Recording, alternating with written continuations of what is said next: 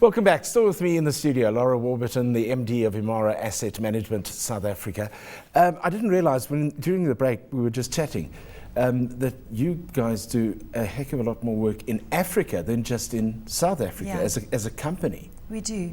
We're listed in Botswana, as you mentioned, and we've got big offices in Zimbabwe, an office in Botswana, and offices in many sub-Saharan African countries. We have 5 African funds that we run, all with good track records. So African investing is actually where we started as a group.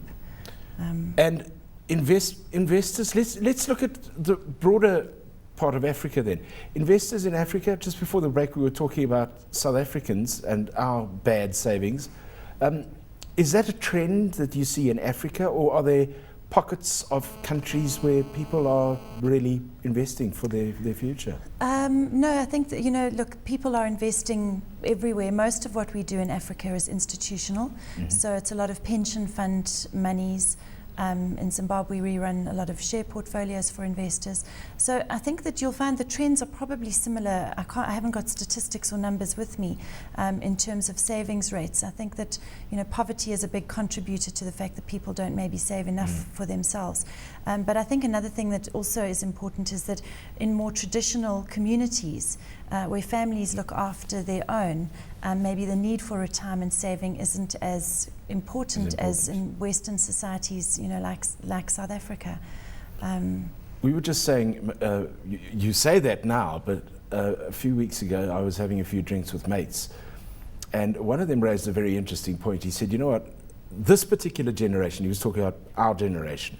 Yes. He said, we're probably the first generation that has had to do 2 top-ups because we've got to have put our kids through school and maybe university. And now, because of the financial situation in the country or in the world, we're now having to start looking after our parents again, because they can't look after themselves based on the way that they saved, because I think they were all told, put your money in the bank, it's safe. Absolutely. We call it the sandwich generation, because we're sandwiched in between our children and our parents. Absolutely. So yeah, big pressure. And it comes at a difficult time as well, because it's when you're maybe looking at retiring and you've got very old parents who are in retirement and have to be helped. I think also if you look at our parents' age, those were the days when people worked for the same firm for most of their lives and they retired on a good pension, and that was going to be sufficient. A lot of people also had most of their capital tied up in their homes, and now what we've seen is that sometimes these big properties with old homes are not worth, the house has no value, it's the land maybe that has value, but the value is not as great as people were expecting it to be. And that's caused a lot of difficulties, absolutely. And if you look at the Western world, especially in the States and in Europe, the big issue there is in a lot of those more socialist countries where those people were relying on larger state pensions. The pensions have been the first thing to be squeezed with all the problems that they're having. So yeah, this is a problem globally. So we're the problem generation that has to deal with all the rubbish around us. Yeah, and aging populations, countries with less and less children. So it's a smaller base of young people supporting a larger base of retirees. It's very difficult. The States is suffering from that. Okay, we spoke about savings in the first half of the show. Let's now go on to the other swear word, which is debt. Yes. Are we doing any better on debt in South Africa, or are we still indebted? I think that we are doing a lot better, and we were saved from a lot of the global financial crisis over indebtedness because of our National Credit Act that came in shortly before that, which has made it very difficult for a lot of people to borrow money, but that has been a blessing in disguise.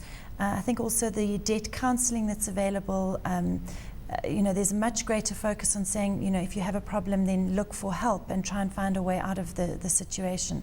But we all know we're bombarded with more and more marketing messages all the time. You mentioned the latest iPhone earlier for young people. There's always pressure to be buying the latest, greatest gadgets, and a lot of people fall into that trap of actually buying things and making commitments they can't afford. And if you look at a lot of the South African retailers who extend credit to their customers, that's sometimes the biggest value in those businesses is their credit books. So, yeah. And you're looking at things like food inflation, which is just skyrocketing at Absolutely. the moment. And that is hammering, well, it's hammering everybody, but the less you earn, the higher that food bill is. Absolutely.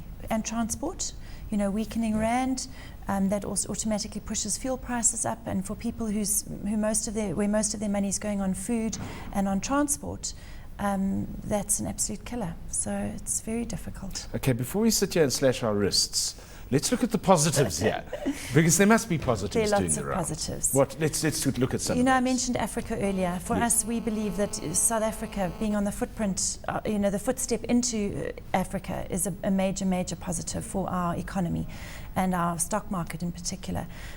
It is unfortunate with a lot of the negative publicity that South Africa has received lately. There isn't as much fixed investment coming into this country as we would like, which of course would lead to job creation and everything else.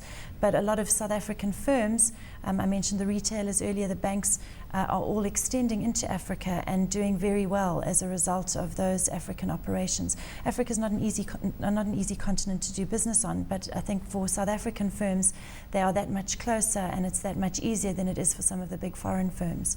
So we think that's a big opportunity for our local market. We were speaking about this particular subject last week with Hank de Bruin from Pasco Investment and Risk Management, and Grant Dunnington from SBV. And they were talking about this risk and opportunity possibility in Africa. It was a fascinating discussion because people still, I think there is still a perception that Africa is this dark continent, especially in the Western countries.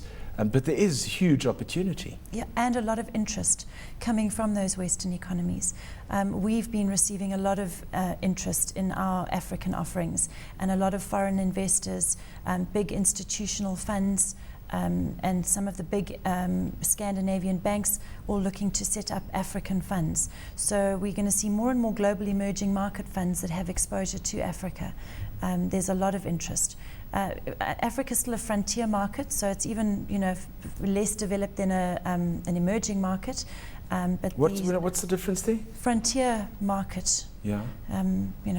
Sort of think of the Wild West in the good old days. It's Africa's we perceived to be frontier. Well, the rest of Africa, not South Africa. Oh, I see. Okay, no, right. So South Africa is an emerging market, but the rest of Africa is perceived to be frontier. Even places like Nigeria. Well, Nigeria is growing very quickly. So no, Nigeria is more on the emerging side. Well, I think moving into the emerging side. But Nigeria's growth is incredible. They'll soon be larger than South Africa in terms of their stock market. So, yeah. Let's come back to my car now.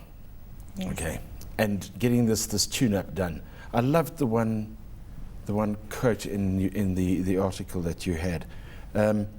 You said a 400,000 rand car. Just listen to this because it's very true. A 400,000 rand car gets a regular tune-up. But a 4 million rand portfolio or retirement savings plan gets no attention until the wheels come off.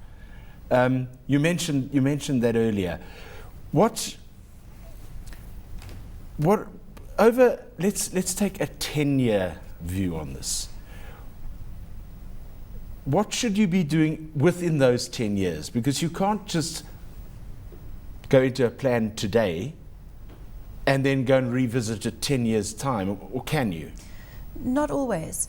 And an example there would be if you have children at school at the moment and you are planning your life in South Africa and you're planning to retire here. And you might find that 10 years later, your children have all left the country and are working overseas. Yeah. And all of a sudden you're facing a retirement without your grandchildren. And you decide that now you would like to consider going to live in one of the countries closer to your children. Now, if your entire savings portfolio has been South African rand based and you have had no exposure to any offshore investments and you now want to look at upping and leaving, that might not have been the best strategy. So during that period of time, it's important to assess your mix, how much should be invested locally, how much should be invested offshore. If you are looking to buy a second property, maybe that second property shouldn't be in South Africa, it should be something overseas. Your investments need to be geared around the way you think your future may look. And clearly your future can change, but when it changes, your plan needs to change as well. So technically you have to look at your future lifestyle as you would like to see it. Yes. And given that, as you say, it may change, but if this is what you want at the end of the day, then that's what you should be looking at investing in. Yes. Now, there was a time about 10 years ago when everyone was rushing to invest overseas. Yeah. And what I see now is a lot of people have retirement annuities that they took out at that time. And they're putting money into the retirement annuity year in and year out, and the money's been invested in an offshore fund. And over the last 10 years, the rand has been relatively strong, and our local market has done particularly well. And for a lot of people, when they convert that return into rands, they have made no money.